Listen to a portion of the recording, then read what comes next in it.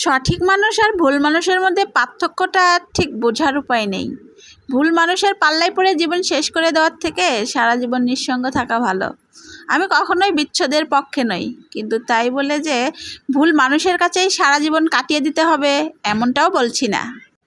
সঠিক মানুষ আর ভুল মানুষের মধ্যে পার্থক্যটা ঠিক বোঝার উপায় নেই, তবে একটা মানুষের সাথে থাকতে থাকতে যখন প্রমাণ হয়ে যায় যে মানুষটা ভুল, তখনই তার কাছ থেকে যাওয়ার কোনো মানেই হয় না।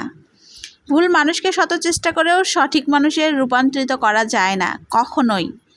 স্বভাবের যার মিথ্যা প্রতারণা এবং উদাসীন মনোভাব লুকিয়ে থাকে, তাকে মানুষ করতে গিয়ে বরং আপনি নিজেই অমানুষে পরিণত হয়ে যাবেন।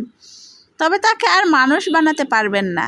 শত অবহেলা, শত কষ্ট বুকে চেপে দিনের পর দিন একতরফা স্যাক্রিফাইস করে যাবেন, কিন্তু যে মানুষটা নিতান্তই ভুল, সে মানুষটা কখনোই আপনার কথা ভেবে বিন্দুমাত্র স্যাক্রিফাইস করবে না, করার কথাও না। কেননা সে নিজেও জানে আপনার প্রতি তার আচরণ কেমন, কিন্তু তারপরেও আপনি তাকে ছাড়বেন না, ছাড়তে পারবেন না। সংসার কয়েক মাস কিংবা এক যুগের জন্য নয়, দুজন পাশাপাশি থেকে সকল সুখ দুঃখ, হাসি কান্না, অভাব অনাটন এর মধ্যেই দিয়েই পরস্পরের স্যাক্রিফাইস, সহমর্মিতা, দায়িত্ববোধ, বোঝাপড়া, ভালোবাসা, যত্ন দিয়ে আগলে রেখে অমূল্য পরস্পরের জীবন পার করে দেওয়ার নামই সংসার। ভুল মানুষ নিয়ে অন্তত সংসার করা যায় না। আমি আবার বলছি, একদমই যায় না।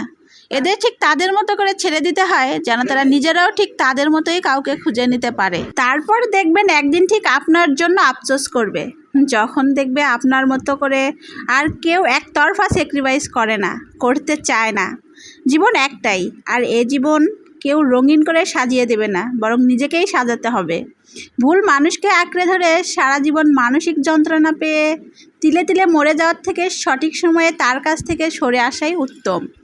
জীবনকে সহজ করতে জীবন থেকে ভুল মানুষকে সরিয়ে ফেলুন, দেখবেন জীবন কত সুন্দর। সো হ্যালো এভরিওয়ান, আসসালামু আলাইকুম। কেমন আছেন সবাই? আশা করি সবাই ভালো আছেন, আর আলহামদুলিল্লাহ আমি অনেক অনেক ভালো আছি। তো এখানে আমি অনেকগুলো কথা বলে ফেললাম, অর্থাৎ আমার কথাগুলো আপনাদের কেমন লাগলো, যদি ভালো লাগে অবশ্যই কমেন্ট করে জানাবেন।